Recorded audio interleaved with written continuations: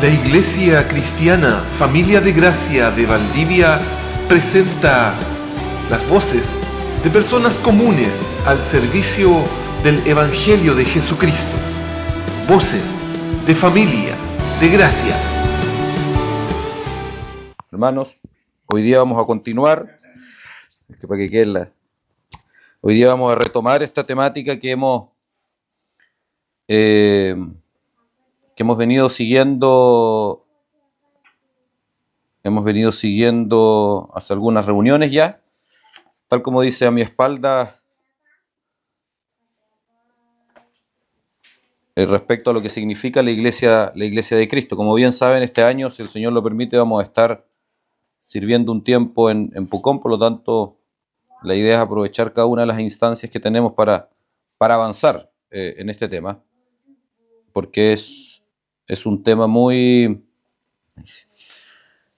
sustancioso, diría yo, pero no solo es sustancioso en términos de la cantidad de elementos que tiene, sino es sustancioso en términos de lo nutritivo, espiritualmente hablando, que significa para un redimido poder entender de qué formamos parte, poder dimensionar en qué es donde Dios nos incorporó, poder, por consecuencia, valorar lo que significa el ser edificados juntos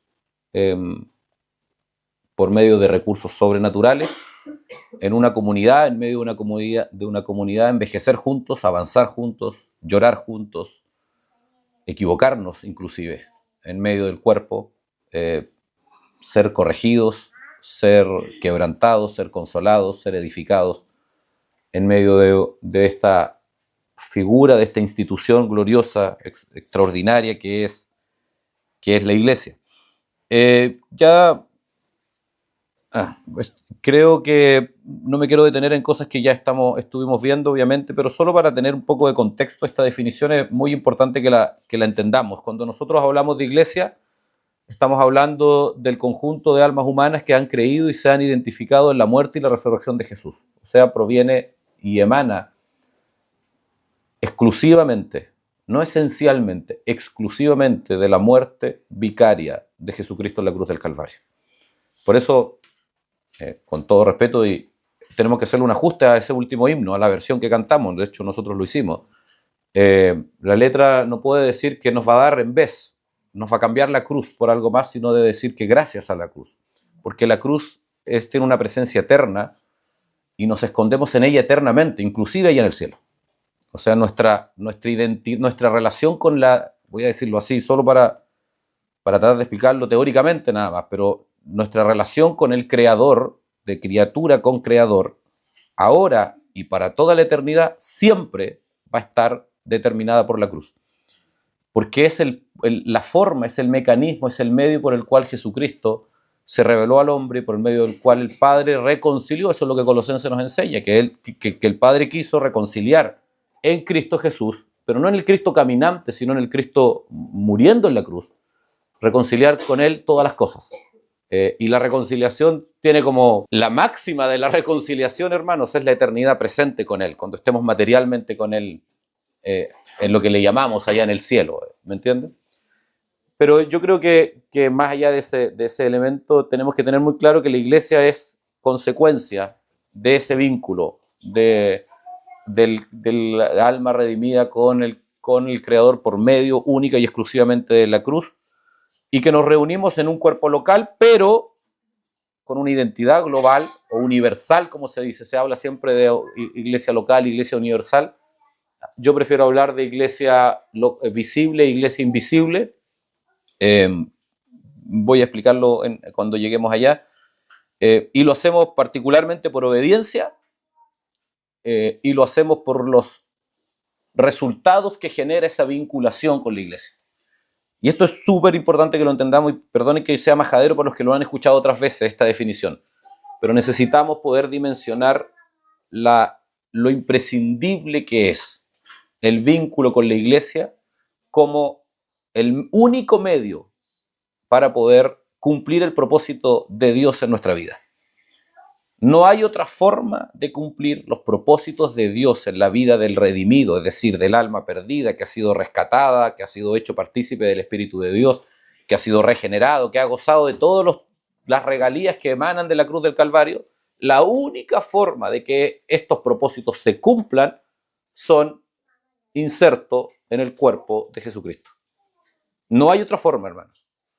Por esa razón, no solo es por obediencia, sí, es por obediencia. Por esa razón Dios nos manda que nos congreguemos y que formemos parte de este cuerpo.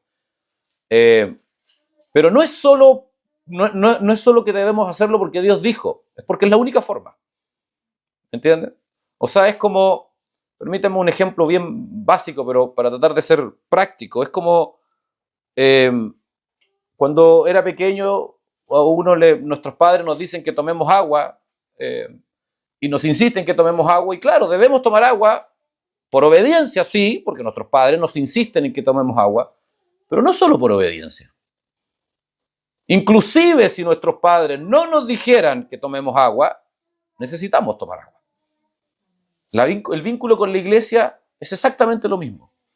Aunque Dios no diga, aunque lo dice, y lo dice ¿por qué? Porque es un padre bueno, responsable, que está profundamente comprometido con aquello que necesitamos, pero inclusive si Dios no nos mandara a formar parte de un cuerpo, aún así necesitaríamos poder formar parte del cuerpo para cumplir los propósitos de Cristo y de su evangelio en nuestra vida. No podemos dejar de lado esa idea. Y hermano, quiero ser lo más enfático que puedo en esto. Necesitamos ser conscientes de esta realidad. La inconsciencia es un tipo de ceguera espiritual. La inconsciencia, es decir, no dimensionar en correcta profundidad lo que tienen las cosas, es un tipo de ceguera espiritual. Yo compartía en el retiro un tema que me tocó respecto a la familia particularmente, y compartí una cita de un escritor, de un teólogo, y él decía que el vicio de las generaciones actuales es la superficialidad. De hecho, me gusta cómo cierra esa frase, la voy a parafrasear porque no me acuerdo en detalle, pero dice que hoy día lo que se necesita no es más personas, sino personas más profundas. Y profundidad no tiene que ver con abstracción o con complejidad, tiene que ver con conciencia. ¿Ah? Decía que no se necesitan más personas, más personas inteligentes, sino personas más profundas. Insisto, y profundidad, desde un punto de vista de la relación con Cristo, no tiene que ver ni con complejidad, ni con abstracción, tiene que ver con conciencia. Con que lo que se entiende, con aquello en lo cual Dios nos hace partícipes, se entiende en su real dimensión.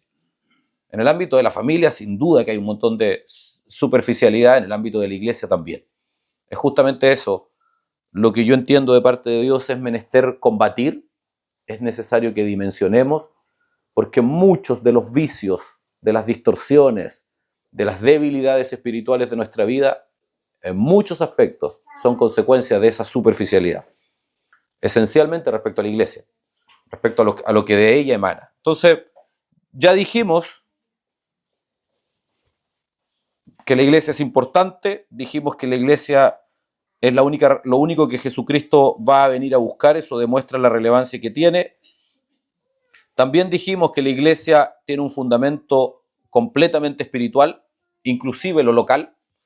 Y ahí dejamos este punto abierto en la última sesión que estuvimos juntos, que es comprender que la iglesia tiene dos dimensiones, opera simultáneamente en dos estadios, por decirlo de alguna forma.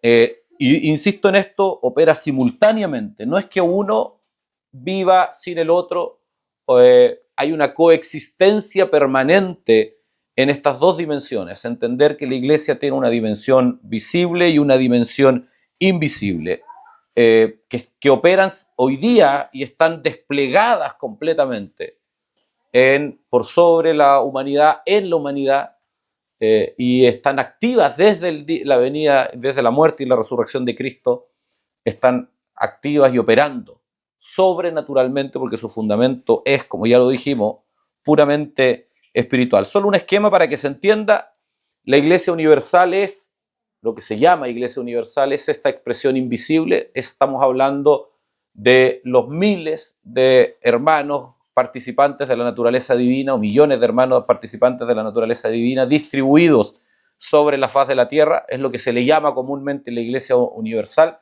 muchos de los cuales nosotros no los conocemos. Porque, hermano, aunque voy a profundizar después en esto, es importante que comprendamos esto. La iglesia vive únicamente dentro de sus miembros. Pero la iglesia es más importante que sus miembros. La iglesia no está definida por sus miembros. Los miembros pueden pasar inclusive y la iglesia va a permanecer. Los principios que rigen la iglesia no provienen de sus miembros, provienen del Padre y del fundador de la iglesia, que es Jesucristo. Pero la iglesia vive dentro de sus miembros. No existe un lugar, una institución que podamos decir esta es la iglesia. Por decirlo, para tratar de ser lo más concreto posible en esto, la comunión, la sobrenaturalidad de Cristo, la persona de Cristo habita en el corazón de cada uno de sus redimidos. Y la comunión de estos redimidos constituye la iglesia. Por esa razón, aunque hay algo de verdad, aunque yo creo que genera una idea muy equivocada en decir que la iglesia somos nosotros. Yo no creo que la iglesia somos nosotros, pero hay algo de realidad en eso, en decir que la iglesia habita dentro de nosotros. Eso es lo que Pablo nos explica cuando, por ejemplo, en el libro de Corintios nos enseña que somos miembros del cuerpo de Cristo y habla de los órganos de cada una de las partes del cuerpo. Y por esa razón es necesario la vinculación. Por esa razón es tan necesario y la Escritura es tan enfática en señalar lo imprescindible que es la comunión. Por esa razón, hermanos, es inaceptable desde el punto de vista de la configuración de la iglesia la institucionalización del cuerpo. Creer que la vida de iglesia es esto. Hermanos, esto no es la vida de iglesia. Estar aquí, ustedes venir aquí, sentarse y escuchar 2, 3 horas cada domingo, esto no nos hace ser iglesia. Esto es una congregación. Esto nos hace ser congregación. Y no estoy diciendo que esto esté mal en absoluto, pero asumir que esto es la iglesia es de una simplificación que termina claramente trastornando, depravando el sentido real que las Escrituras nos muestran lo que es la iglesia. La iglesia es lo más similar a una familia. O más bien, lo digo de otra forma, la familia es una figura de la iglesia. De hecho, el vínculo eclesial, el vínculo de iglesia, es mucho más profundo que el vínculo familiar. Y yo sé que al decir esto suena muy poco creíble, porque en nuestra mente y en nuestro corazón es todo lo contrario. La de familia es más importante que la iglesia. Pero es algo que tenemos que, por medio de la revelación del Evangelio, tenemos que derrotar. Y con eso no estoy diciendo que la iglesia, que la familia, donde Dios nos insertó no sea importante. Hay una serie de principios que rigen eso, que el Señor establece y nos enseña respecto a eso. Pero desde el punto de vista de la relevancia o de los principios que Dios nos ha enseñado, sin duda alguna, pero con creces, hermano, la iglesia está en una posición superior. La evidencia más clara de esto es que la familia se acaba el día que muramos, que vayamos a la tumba. La iglesia, el vínculo que tenemos como cuerpo, como iglesia, dura para toda la eternidad. Entonces, necesitamos comprender, retomando esto, que la iglesia habita en estas dos dimensiones, porque lo invisible habita en el corazón. Esto es lo que hace, hermanos, que yo pueda, con rigor bíblico, a pesar inclusive de las diferencias doctrinales que podamos tener, llamar hermano a aquel que se congrega en otro lugar. Aún más, yo tengo un compromiso con ese otro hermano. Nosotros, hermanos, tenemos una responsabilidad y un compromiso con la iglesia perseguida, por decir algo, en Corea del Norte. ¿Qué me importa a mí lo que pasa en Corea del Norte? Decimos muchas veces, o pensamos muchas veces, o sentimos muchas veces, y actuamos a partir de eso. ¿Cuántos? No me lo digan, ¿eh? No quiero escudriñar su comportamiento en esto, solo hago un llamado a la conciencia. ¿Cuántos genuinamente han orado por una iglesia que no ven? ¿Cuántos genuinamente han clamado, hemos sentido un quebranto, una aflicción en el espíritu por las iglesias perseguidas en China, en Corea del Norte y en otros países?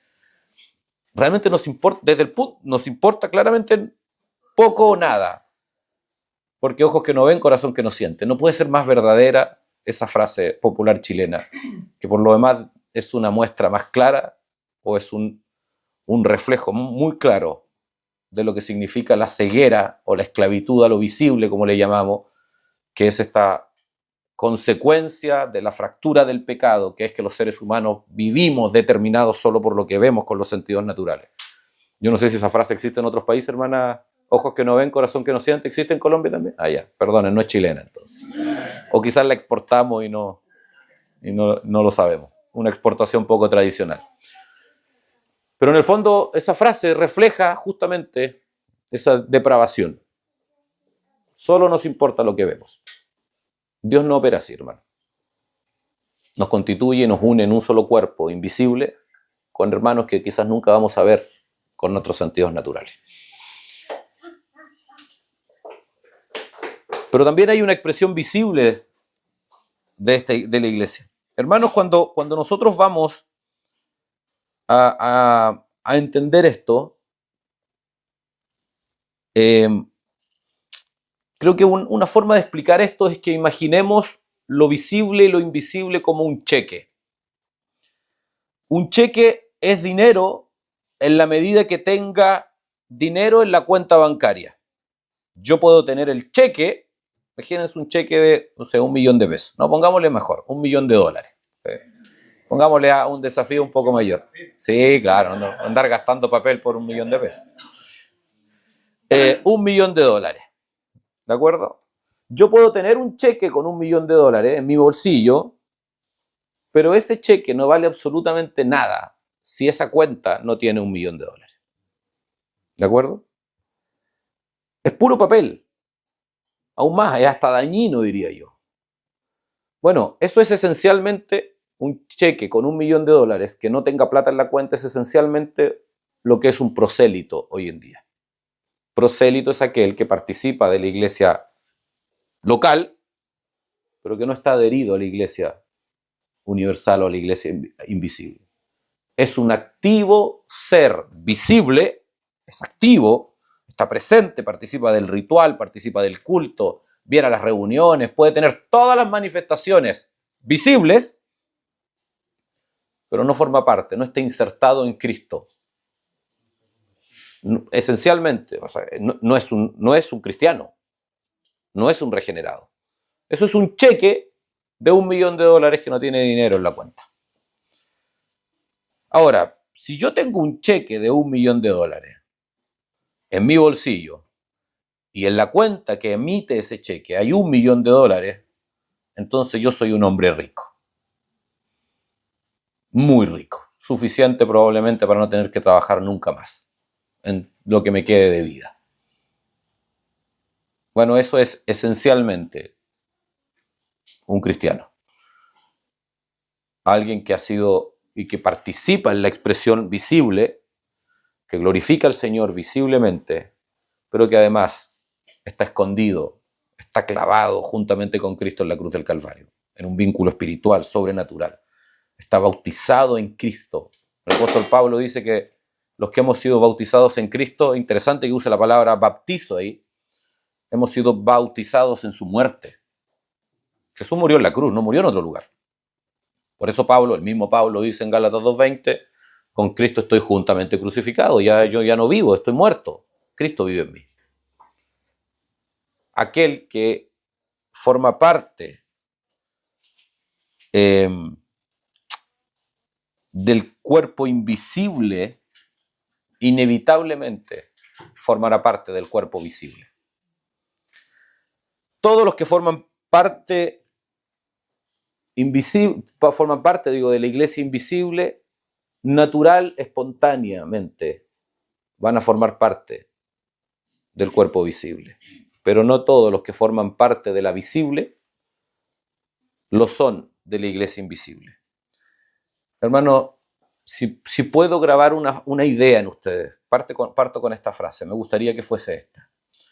No,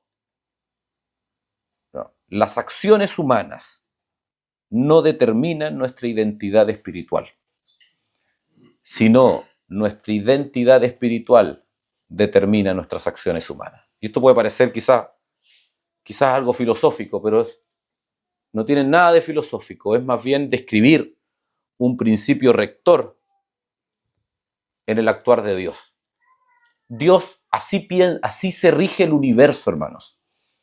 Así está determinado que funcionen todas las cosas sobre la faz de la tierra, al menos, que es como nosotros nos vamos a vincular mientras estemos en el cuerpo.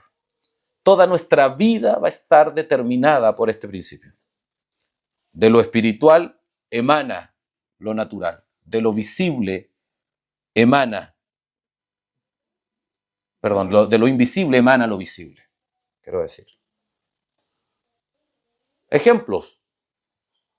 La muerte física entró cuando la muerte apareció, se creó, dicho de alguna forma, cuando la muerte espiritual entró al mundo.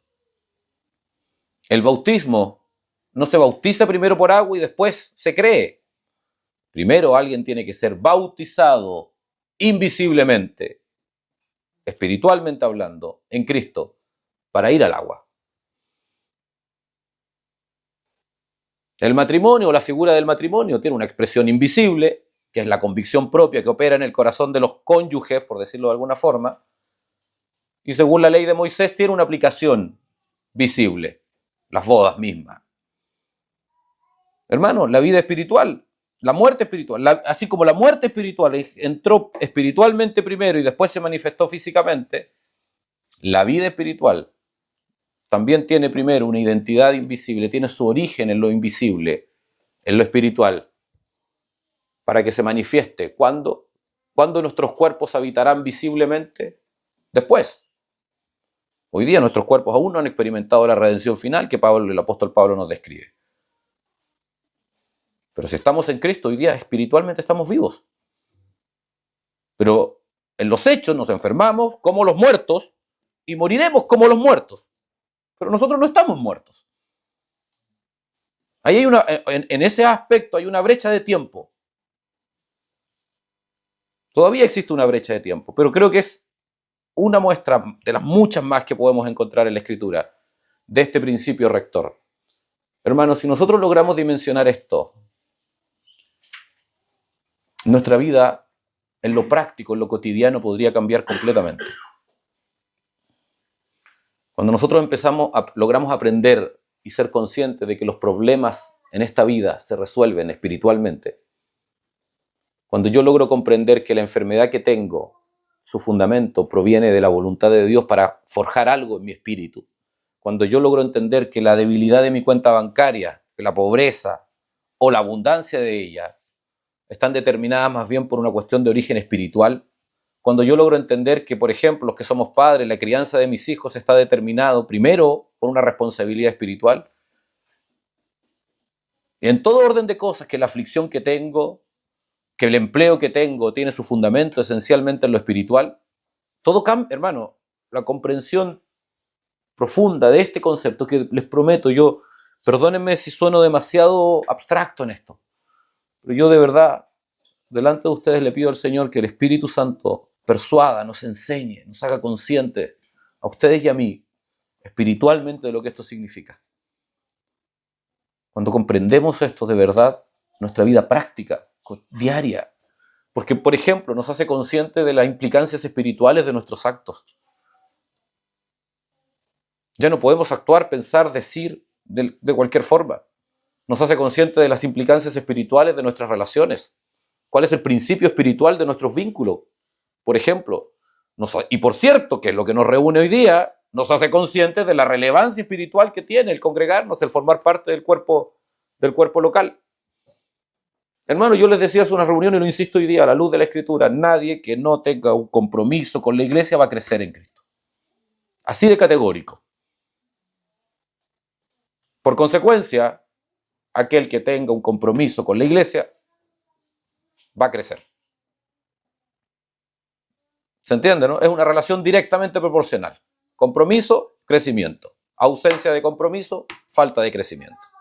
Hermano, el problema de la falta de crecimiento no es que nos estanquemos, es que se engendra el adversario del crecimiento, que es el pecado.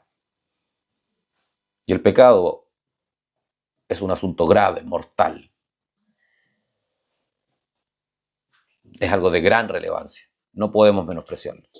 No es que nos quedemos en un status quo y ya crecí hasta aquí pongo una estaca, listo, ya me relajo. Total, en unos años más me arreglo y empiezo a crecer de nuevo. Unos años más. Cuando llegue, si es que llegan esos años más, la condición va a ser aún peor que la que yo estaba. Conversaba con, no me acuerdo con quién, pero estos días. Yo no sé si estoy muy abrumado o muy viejo, pero se me olvidan muy fácilmente esas cosas. Pero conversaba con alguien, hacíamos una reflexión respecto a lo relevante que son, al fundamento de nuestras relaciones humanas. La iglesia, lo hablábamos en el auto ahora me acuerdo. La iglesia, hermano, las relaciones nuestras que Dios nos dio, son el medio, son la muestra o el mayor regalo de relación social que Dios podría darnos. ¿Qué quiero decir con esto? La Escritura dice que el hombre es un ser social, no lo dice así, dice que no es bueno que el hombre esté solo, que Dios, por esa razón Dios trae a la existencia a la mujer, y por esa razón todos los seres humanos tenemos necesidades sociales, necesitamos compartir con otros. Es una anomalía aquellos que no lo necesitan, no es la normalidad. Y la iglesia es la máxima expresión de eso. La vida congregacional es la máxima expresión de esa necesidad puesta, es una necesidad espiritual. Hace un tiempo atrás veía uno de los estudios más grandes que se ha hecho, un estudio transgeneracional que se llama, que hizo Harvard para medir la felicidad, entre comillas, o la satisfacción de vida. Se le preguntaba a miles de personas, no me acuerdo, eran decenas de miles de personas, y se les siguió durante 3 generaciones. Era un estudio como de 80 y algo años, no sé cuántos están familiarizados con él. Puedo ser impreciso con algunos datos, pero la esencia es esta. Y en general el común denominador de su satisfacción de vida, y aún más, de su existencia, o sea, se comprobó que el común denominador de aquellas personas que vivían más y mejor, era la capacidad que tenían de construir vínculos sociales profundos, familia, amigos, etc. Y claro, parece ser una cuestión puramente, una descripción científica, sociológica, pero eso tiene un fundamento espiritual. Dios nos hizo para depender emocional, físicamente inclusive, espiritualmente, los unos de los otros. No existe un espacio de mayor profundidad que la iglesia para que eso suceda. ¿Por qué razón lo primero que Satanás ataca son las relaciones en medio de la iglesia? ¿Por qué razón, hermano? Una de las funciones que como presbiterios tenemos, los presbíteros tenemos de estar viendo, son las relaciones. ¿Por qué razón son tan importantes que los hermanos aprendamos a pedir perdón entre unos con otros? Con eso no estoy diciendo que tengamos que tener la misma profundidad del vínculo que yo tengo con uno lo tenga que en otro. No, porque hay personalidades, hay un montón de variables que se entrecruzan en ello. Pero lo que no podemos aceptar, menos en una congregación del tamaño de la nuestra, por ejemplo, es que existan separaciones, disputas, pleitos. Es explícito, el apóstol Pablo es explícito, inspirado por el Espíritu de Dios, para combatir eso. Es inaceptable cualquier disensión o pleito en el contexto de la vida de la iglesia. Hermano, Satanás es muy eficaz en ello. Pero esto no responde solamente a... No es... el propósito es que Satanás, al igual que Dios, por cierto, Satanás también sabe lo relevante que son las relaciones en el contexto de la vida de la iglesia. Y, hermano, por esa razón nuestro vínculo con la congregación no puede estar determinado por medio de patrones carnales, visibles. ¿Qué quiero decir con esto? Yo tengo que amar a mi hermano, no porque me caiga bien, no porque sea como yo, no porque piense lo mismo que yo, sino porque en él habita Cristo, igual que en mí. Punto. No necesito más razones. Es que este hermano es pesado. Sí. Para los que algunos tenemos la característica de ser extraordinariamente francos, inclusive. Con algunos, perdón que lo use de ejemplo, pero yo con el hermano Víctor, por ejemplo, tenemos una relación muy franca en muchos aspectos, de muchos años por lo demás. Una de las cosas que yo considero es una virtud de nuestra relación es que nos decimos las cosas. Y hermano, nos decimos las cosas. Yo personalmente lo agradezco mucho. Los dos nos entendemos muy bien en esa sinceridad. A veces una sinceridad que para otros puede ser entendida de forma, no sé, quizás brusca inclusive. Pero de verdad nos entendemos muy bien en eso. No digo que sea el caso, en todos casos, que sea la única forma, porque hay otros hermanos a los cuales uno no puede hablarle de esa forma. Pero lo que quiero decir es que la naturaleza del vínculo, indistintamente a las personalidades, debe estar determinado por algo que es invisible, ¿Qué es la identidad en Cristo? Si nosotros logramos comprender eso, hermano, todo fluye. En el contexto del matrimonio, los que llevan muchos más años casados que yo lo pueden decir, pero esto yo también lo he vivido. Hay momentos difíciles en el matrimonio, hay momentos donde de verdad la persona no es lo que uno espera, recíprocamente hablando. Hay momentos sean fundados por alguna decepción, por la molestia, por lo que sea, las razones que sean, se generan esas emociones. Pero el fundamento del matrimonio no está dado en la aceptación o en la aprobación, ni menos en la felicidad. Están dados en el decreto sobrenatural, en el vínculo eterno que proviene de Cristo. ¿Me entienden? Todo en la vida del hombre, todo, del de luz y en tiniebla, del de en tiniebla y en luz está dado por un decreto, por una realidad que es invisible. Si logramos de verdad comprender esto, todo en nosotros va a cambiar. Una evidencia de esto es que nadie entra a la iglesia visible o nadie entra a la iglesia de Cristo si el Padre no lo trae.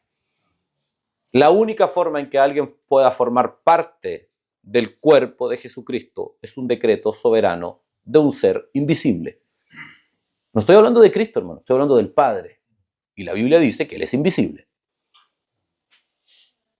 Que Él tiene, aún más, Él se hizo visible en la persona de Cristo. Pero la Biblia es explícita, voy a ir a eso, la Biblia es explícita en señalar que es el propio Dios el que interviene. No es al revés. Yo no entro a lo visible para entrar a lo invisible. Hermano, por esa razón, nosotros tenemos que aprender a distinguir entre la iglesia. No digo que tenemos que comprender esto, no distinguir a las personas, creo yo, pero tenemos que comprender que existe una diferencia entre la congregación y la iglesia. Nosotros hicimos un ejercicio, y lo digo con sumo respeto, pero creo que doctrinalmente es bueno poner el ejemplo, de incorporar a algunos adolescentes que forman parte de la congregación. De hecho, creo que usé ese término cuando lo dije, porque lo hablamos como presbiterio nosotros. Hermano, no hay certeza de que ellos sean hijos de Dios, que formen parte del cuerpo invisible.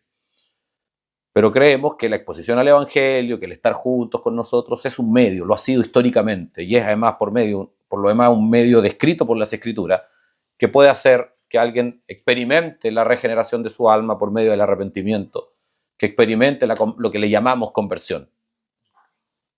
Pero el estar acá, el participar de lo visible, no inserta a alguien automáticamente. Pero cuando Dios decide incorporar a alguien, inmediatamente, cuando Dios Padre, el invisible, para caracterizarlo nada más, y automática y necesariamente forma parte del cuerpo visible. Creo que esto lo dije ya, ¿no? Nadie entra al cuerpo de Cristo sin la venia de Dios. Algunos textos ahí para ratificar esto. Juan 6:37 dice: todo lo que el Padre me da vendrá a mí, y el que a mí viene no le echo fuera. Son palabras de Jesús. Juan 6:65, estos son números, no refiere me equivoqué, debí haberlo sacado, pero no es segunda de Juan ni tercera de Juan, etc. Y dijo: por eso os he dicho que ninguno puede venir a mí si no le fuere dado del Padre.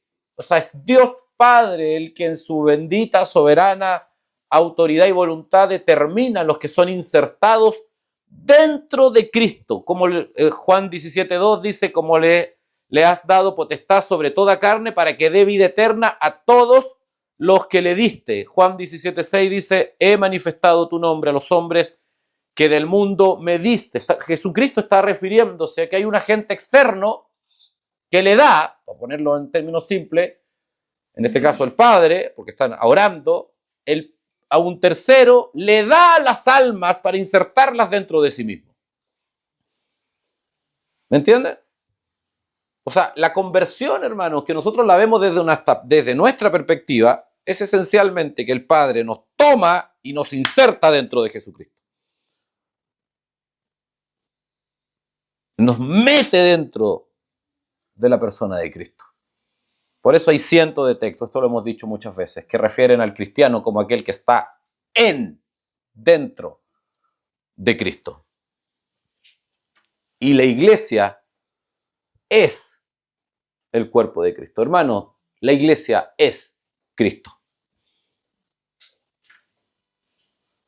Corintios dice, vosotros pues sois.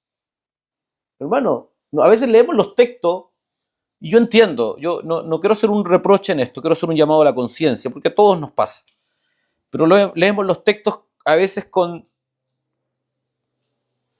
como con tanta velocidad o con tanta superficialidad que no nos detenemos en la magnitud, en la riqueza. Es como cuando vamos a un restaurante así, yo no he ido nunca, pero me imagino que así debe ser, un restaurante así muy elegante, de un plato carísimo,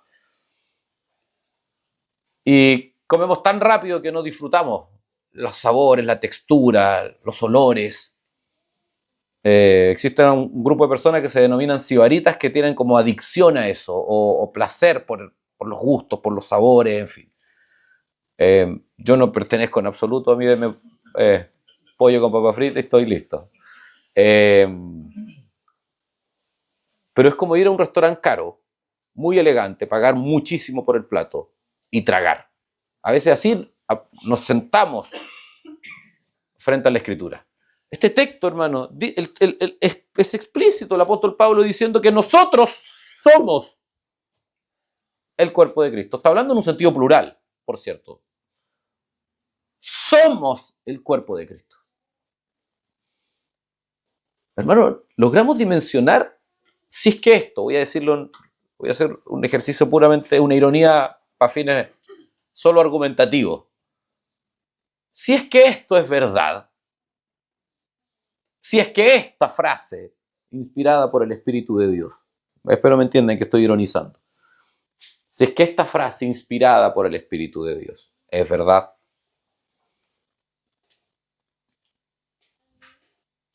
entonces quiere decir que llevamos a Cristo en todo momento, en todo tiempo, a donde vamos, por decirlo de alguna forma, arrastramos a Cristo. Porque somos el cuerpo de Cristo. Porque aquel que está escondido en Cristo, colectivamente, es el cuerpo de Cristo. ¿Sabe lo que eso significa, hermano? Significa que cuando hacemos tonteras, cuando caemos en la tentación, cuando el pecado nos aqueja, cuando hacemos cosas de las cuales nos avergonzaríamos, si se supieran, arrastramos a Cristo a ello. Esta es la razón por la cual decimos que la iglesia, el cuerpo colectivo, es más importante que sus miembros. Porque el cuerpo colectivo es el cuerpo de Cristo. No es cualquier cuerpo. Es el cuerpo del agente creador del universo, en términos de autoridad, de poder. Pero en términos de virtud es también el cuerpo de aquel que murió en la cruz, no mereciendo el castigo, que recibió la ira de Dios que usted y yo merecíamos. Alguien que no merece ser traicionado. No lo merece porque es el Dios creador, Señor de todas las cosas, y porque además tuvo una vocación de salvar nuestra alma como ningún otro. Eso es lo que hace que menospreciar nuestra identidad es un acto miserable. ¿Me entienden lo que quiero decir cuando presento a Cristo en estas dos dimensiones? Por un lado es un ser extraordinario, superior a nosotros, en toda dimensión. Su naturaleza es superior a nosotros. Es el agente creador de todas las cosas. Pero no es un agente creador tercero, externo. No es alguien que merezca ser relevado, protegido, adorado, honrado por el hecho de la posición que tiene solamente, sino es que también aquel que no consideró el ser igual a Dios como cosa que aferrarse, sino que se murió hasta lo sumo, muriendo en una cruz para salvarlo a usted y a mí. No solo es la traición o la rebeldía a un rey, es la infidelidad a una esposa amada. Es la traición al mejor amigo. ¿Me entienden? No se trata solo de quién es, sino de lo que ha sido. de lo que significa para nosotros. La correcta comprensión de nuestra identidad en Cristo, de que somos participantes del cuerpo de Cristo, hermano, cambia significativamente nuestra vida diaria, nuestra cotidianidad, nuestra visión respecto a la iglesia. Hermanos, muchas veces se menosprecia lo que significa la iglesia visible. Al hacerlo se menosprecia directamente a Cristo. Y con esto no estoy diciendo que seamos la iglesia perfecta, la mejor que exista, que no hayan errores en nosotros, que no tengamos que crecer. Conversaba hace unos días atrás y estoy particularmente persuadido de esto. Yo creo que las iglesias locales tienen algo parecido a las personas en este sentido, que tenemos ciclos y procesos de madurez. Vamos creciendo y, hermano, nuestras propias vidas, para los que estamos juntos desde el principio, son testimonio de eso.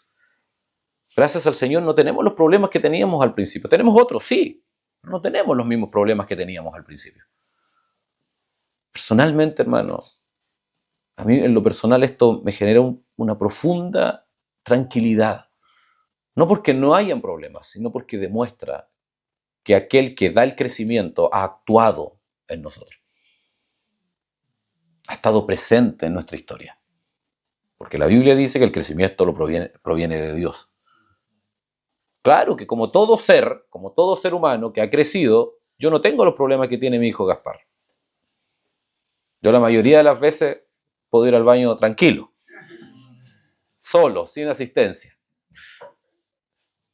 Estamos en ese proceso, por eso tengo muy fresco el ejemplo. Pero tengo otros problemas. Estoy más crecido. Tengo la fuerza para resolver cosas que él no tiene. Tengo la conciencia para resolver cosas que él no tiene. Pero tengo otros problemas. Algunos de ustedes tienen resuelto, que son mayores que yo, tienen resuelto esos problemas que yo tengo. Y hay otros que tienen resuelto los problemas que usted tiene. ¿Me entiende? El crecimiento no es símbolo, no es sinónimo de que no haya problemas. El crecimiento es sinónimo de avance. Y por eso cuando pienso en nosotros como iglesia, personalmente les hablo de una satisfacción el ver que ha habido crecimiento, que las iglesias han tenido crecimiento. Pero por esa razón, hermanos, necesitamos, si es que Dios ha dado crecimiento, si lo que este texto dice es verdad, entonces la iglesia debemos aprender a verla como a Cristo. Y por lo tanto, menospreciar la iglesia es menospreciar a Cristo. Subestimar la iglesia es subestimar a Cristo. Porque no hay forma alguna de que crezcamos y de que los propósitos de Cristo se cumplan en nosotros si no es dentro de Cristo. Solo para ir cerrando ya, hermanos. Vamos a abrir aquí una serie de temáticas. Solo quiero presentarlas hoy día. Respecto a aquello que de alguna forma tiene una relación mucho más cercana, más directa con nosotros, que es la iglesia visible, que es la iglesia local. Hay harto que decir respecto a la iglesia invisible, a la luz de lo que la Escritura nos enseña, cuál es el rol que puede tener en el final de los tiempos, el cielo nuevo, la tierra nueva, en fin.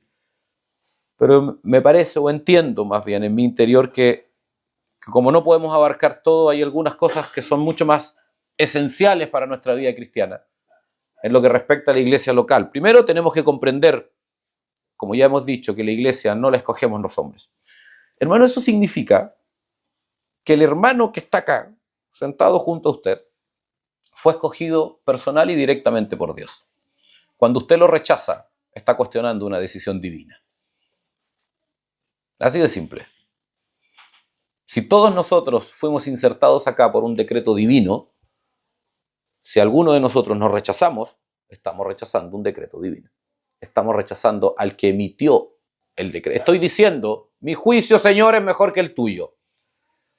Señor, te equivocaste con este o con esta. Porque Él determinó reunirnos. Hermano, con esto no estoy diciendo que seamos todos iguales.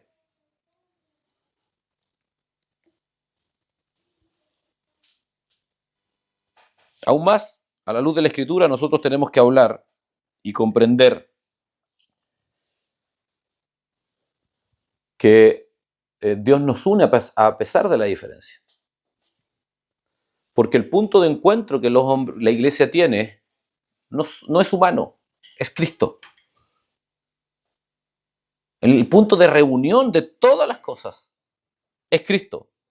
Y por consecuencia, hermano, toda acción, toda motivación, todo fundamento del ser humano en la vida congregacional es Cristo. Nosotros los dirigentes tenemos que tomar decisiones no pensando, hermanos, miren lo que les voy a decir. Nosotros no tenemos que pensar en ustedes. Tenemos que pensar en la obra de Cristo en ustedes. Es así y con esto, por favor, no crean que somos indiferentes a ustedes, sino más bien la mayor muestra de amor a ustedes es darle lo que es mejor para ustedes, Cristo. La vida de Cristo en ustedes, la obra sobrenatural de Cristo en ustedes. La mejor forma que podemos mostrarles compromiso con sus vidas es mostrarles a Cristo, llevarles a Cristo, corregirles para que vayan a Cristo, llamarles al arrepentimiento cuando acciones, elementos, sentimientos de su vida les apartan de Cristo. Cristo, hermano, es el fundamento de todas las cosas, es la única motivación. ¿Por qué razón tenemos que venir a la iglesia? Por causa de Cristo. ¿Por qué razón tengo que entregarme a la iglesia? ¿Por qué razón tengo que sacrificarme para la iglesia? Por causa de Cristo. ¿Por qué razón tengo que tener un compromiso de tiempo, financiero, por cierto? Por causa de Cristo. Cristo es el fundamento. En todas las áreas de nuestra vida, Cristo es el fundamento, aún más en la iglesia, porque es Cristo. Si uno entiende, aquí estoy hablando de un cambio paradigmático, es un cambio en la forma de ver la vida inclusive. Si logramos entender esto, hermano, nos paramos por sobre nuestras emociones, nos paramos por sobre nuestra carnalidad, por sobre la conveniencia. Muchas veces, hermano, yo diría que sobre todo al principio, me atrevería a decir, al menos en mi propia experiencia, seguir a Cristo, sujetarse a Cristo y a sus principios, siempre al principio va a significar algo inconveniente en la carne. Yo me atrevo a decir en mi experiencia que al menos al principio, en la primera etapa, siempre va a ser así. ¿Por qué? Al menos así lo explico yo en mi propia vida. Porque el propósito de esa acción es mortificar la carne. Por lo tanto, Dios se encarga que perdamos en la carne para ganar en Él, para aprender, generar un principio en nuestra vida. Yo lo llamo algo así como la didáctica de Dios, o sea, el medio que Dios usa para para enseñarnos y permitirnos comprender que el fundamento de todo siempre tiene que ser Cristo. En la iglesia aún más, todos los criterios tienen que estar... hermano, no estoy hablando de esa imagen romántica de Cristo, no, hermano. La Biblia dice que la muestra irrefutable del amor de Dios es obedecer sus principios, sus preceptos. Si me amáis, guardad mis mandamientos. Guardar no es únicamente obedecer, es poner, es exaltar, es poner en alto los principios de Dios. Hermanos, las relaciones en la iglesia. Todos estos puntos los vamos a desglosar en el futuro. Las relaciones en la iglesia son eternas y están fundadas en lo eterno, en lo invisible. Dije algunas cosas ya respecto a esto. Por esa razón, nuestra forma de vincularnos no puede estar determinado por códigos humanos, carnales. Hermano, desde ese punto de vista es absolutamente cuestionable a la luz de la Escritura. Inclusive vincularnos únicamente con los que son como yo soy. Yo tengo que hacer esfuerzos de vincularme con el que es distinto. Por causa de Cristo. Que este hermano es aburrido, sí, pero está Cristo en él. Dios lo puede usar, hermano. Dios lo puede usar para edificar mi vida, porque el propósito de mi vida, de mi relación con mi hermano, no es pasar un buen rato. Porque el propósito de la vida del hombre no es la felicidad, es la formación del carácter de Cristo. No podemos querer nada más en esta vida. Hermano, esto es un principio. Cuando nosotros vamos al libro de Hebreos dice que aquellos que hemos sido entrenados por Dios, te voy a parafrasear, en los sentidos naturales, tenemos la capacidad de distinguir entre lo bueno y lo malo. Y el texto dice que los maduros, a ver, ayúdame, Hebreos 4:5, por favor, para no...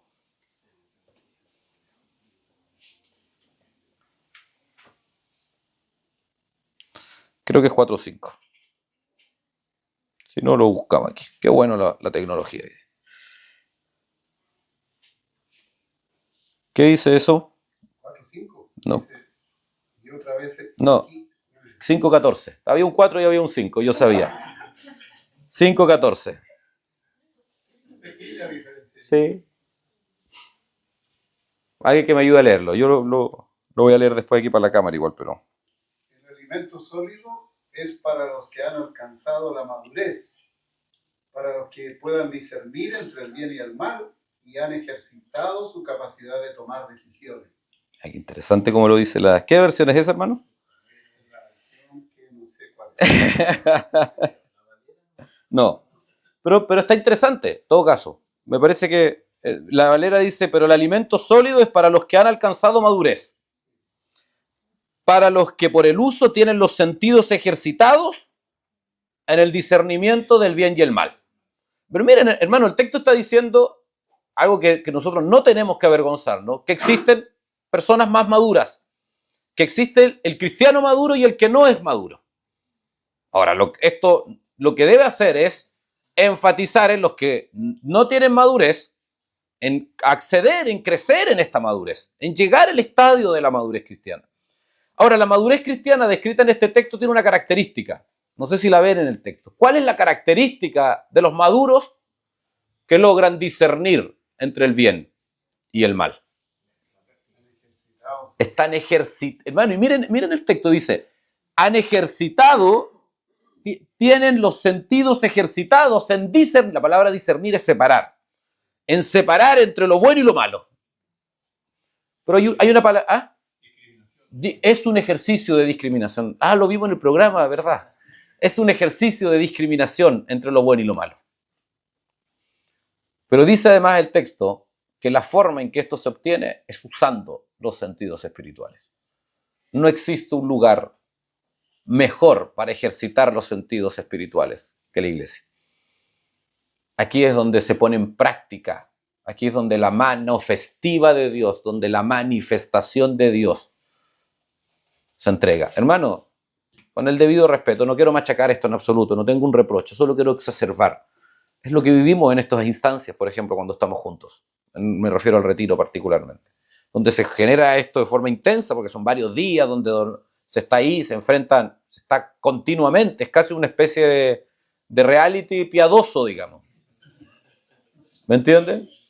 Porque nos metemos en una especie de como de claustro donde como que se genera, existe algo, hermano, documentado que se llama efecto reality, que es cuando las personas van a un determinado ambiente o contexto y se genera una enajenación de su realidad.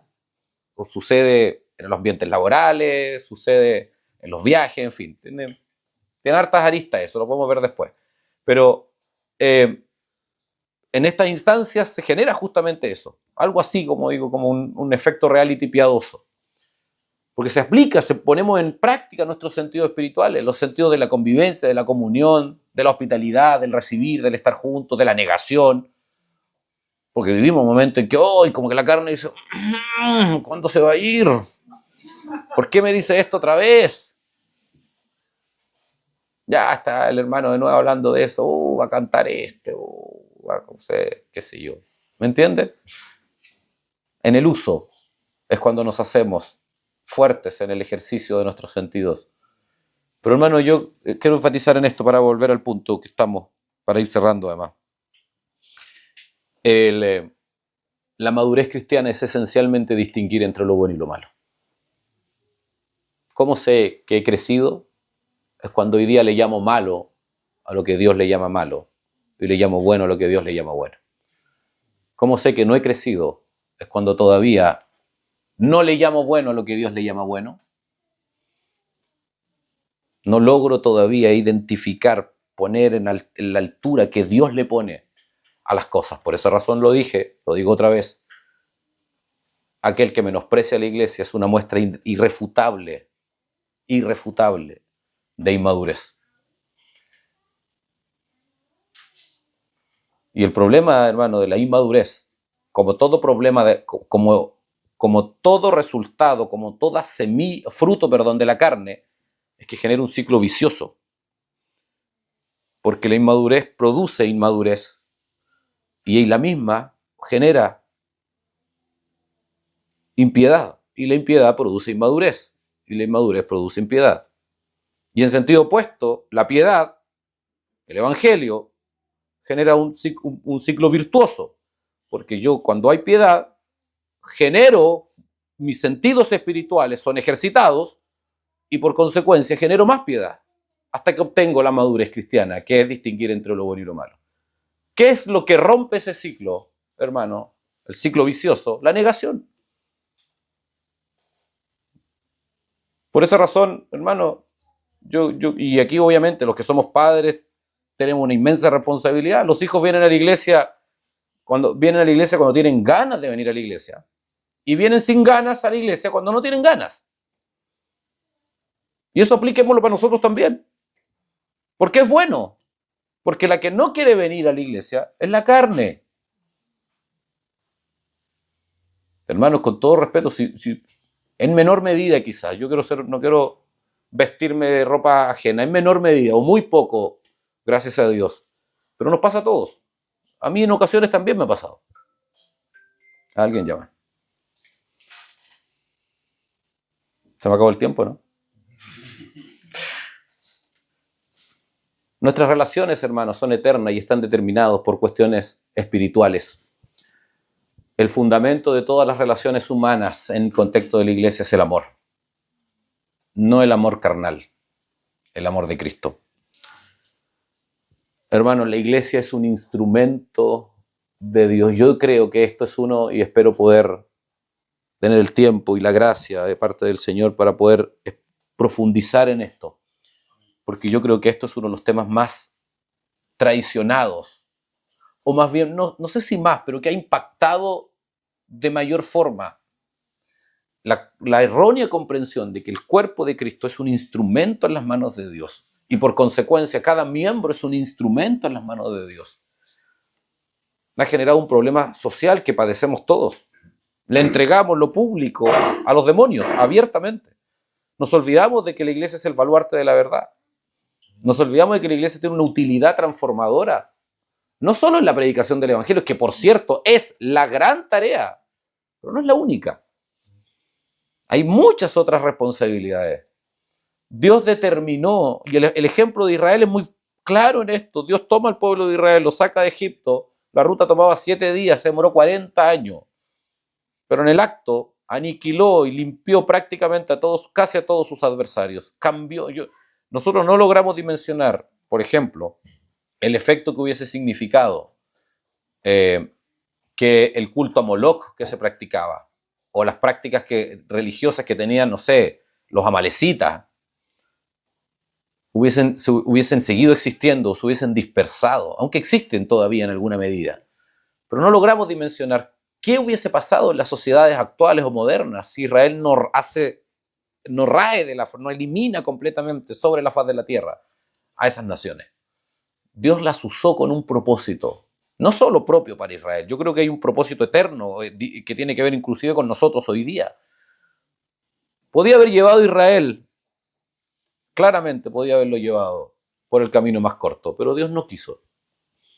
La Biblia dice que quiso llevar al pueblo de Israel por el camino más largo. Y en el proceso los usó, igual que usted y yo. Podíamos ser todos los ladrones en la cruz aquí. Creer, morir, rapidito, sin complicaciones. Y abrir los ojos en el paraíso. Pero Dios no quiso que así fuese. Nos va a tener décadas acá. Porque somos un instrumento de Dios. La iglesia es un instrumento de Dios. Hermanos, la iglesia tiene una forma. La iglesia tiene criterios. El apóstol Pablo le escribe a Timoteo, le dice, para que aprendas cómo debes conducirte. El solo hecho que diga, insisto, vamos a ahondar en esto después, cómo debes conducirse, quiere decir que hay una forma en que no debe conducirse en la iglesia. Hay criterios que rigen la iglesia. Les pongo un ejemplo claro, la autoridad, el diseño, el gobierno de la iglesia. Los principios que rigen el culto. La iglesia es solemne, hermano. La iglesia es seria. La iglesia no juega. La iglesia no es lúdica. Porque es una realidad y una identidad espiritual. Hay formas en las cuales debemos y hay formas en las cuales no debemos proceder. No debemos conducirnos. No es para ponerlo en chileno, no es como se nos antoje. Y todos debemos comprender esto, porque muchas veces necesitamos ser corregidos respecto a formas, respecto a cómo hacemos las cosas, respecto a cuáles son los énfasis de cada uno, en el medio de la iglesia. Hermano, la iglesia, gracias a Dios, como no depende de nosotros, es indestructible.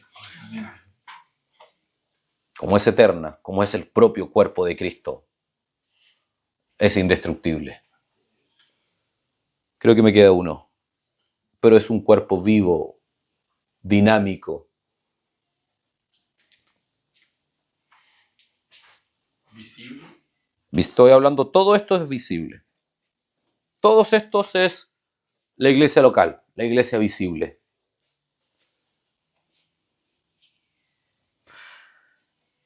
La iglesia es un cuerpo vivo de codependencia permanente y que va cambiando, va creciendo. Por eso yo les decía adelante que vamos creciendo juntos. Sobrellevado uno las cargas de los otros y cumplida así la ley de Cristo. Las cargas van cambiando. El principio es el mismo, pero las cargas van cambiando. Es dinámico, es personal, porque la clase es multiforme, pero en la comunión, en la congregación juntos, vamos cambiando. No es estático. Pero el fundamento, hermano, está dado por una cuestión sobrenatural. Un ejemplo de esto, solo como dinámico, como una dinámica más bien, es algo así como un invernadero, en donde todos estamos juntos para crecer. Es un cuerpo vivo, que estamos reunidos en un solo espacio. Yo uso esto, es una metáfora nada más, como toda metáfora, hermano, es imprecisa, es a veces simplista inclusive. Pero estamos juntos con cuyo propósito, porque el propósito de la iglesia es el crecimiento. Hermanos, preocúpense, por favor, en el nombre del Señor. Quiero terminar con esto. Yo les exhorto en el nombre del Señor que la máxima prioridad de sus vidas sea el crecimiento en Cristo. Esa debe ser nuestra aspiración. Y el crecimiento no está determinado ni siquiera por nuestro esfuerzo práctico, sino por nuestra sumisión, nuestra subyugación, nuestra esclavitud voluntaria a Cristo y a sus principios. Él nos hace crecer cuando nosotros nos entregamos, nos disponemos por medio de su propia acción sobrenatural, de su persuasión interna. Él nos persuade desde adentro hacia afuera por medio de una nueva naturaleza. Pero cuidado, sobre todo en los tiempos en que vivimos, en la época moderna, es muy fácil olvidarse y perder de vista los objetivos de nuestra vida. Todo lo demás son instrumentos para sus trabajos, sus familias, sus riquezas, sus aspiraciones. El auto, el yate, la casa en la playa, todo lo que sea, son instrumentos para. Los viajes, todo lo que sea en su corazón, todos deben ser medios para el único propósito que debe determinar nuestra vida. Ser formado al carácter de Jesucristo. Ser participante integralmente, ser absorbido en toda nuestra humanidad por el carácter y por la imagen de Jesucristo, como un invernadero, para que llegue el Señor del invernadero, llegado el momento, y tenga una cosecha. El carácter completo de Cristo en nosotros. Sabiendo, hermanos, y esto lo digo para animarnos, no para conformar nuestra mediocridad, sabiendo que todo lo que nos falte será suplido abundantemente por Él en su gracia, cuando venga por nosotros individualmente, es decir, cuando llegue el día de nuestra muerte, comillas muerte, ¿me entienden? O colectivamente, si estamos acá en el cuerpo, cuando las nubes se abren y Él vuelva por nosotros. Todo lo que nos falte va a ser suplido por Él, pero esto no puede ser una justificación para nuestra mediocridad, sino un estímulo, un ánimo para saber que la obra se va a cumplir igual. Pero cuidado, muchas veces vemos eso, como Él va a suplir todo, entonces vivamos y comamos y bebamos nomás. Total, Él va a suplir, que sea harto lo que tenga que suplir. Lo digo así, hermano. Pero a la luz de la Escritura, aquel que dice o piensa eso, debe responsablemente examinar si la naturaleza divina está en él. Porque el propósito, la consecuencia más bien de la obra de Cristo en nosotros, una de ellas es, según el libro de Tito, que hace un pueblo celoso de buenas obras, ama, celote de buenas obras, se sacrifica. Los celotes en la época bíblica eran terroristas, literalmente terroristas por lo que creían. Estaban dispuestos a ir en contra de todo y de todos por cumplir el objetivo. El apóstol Pablo usa esa expresión para decir, sean lo mismo, pero por la piedad, por la justicia, por el crecimiento de Cristo.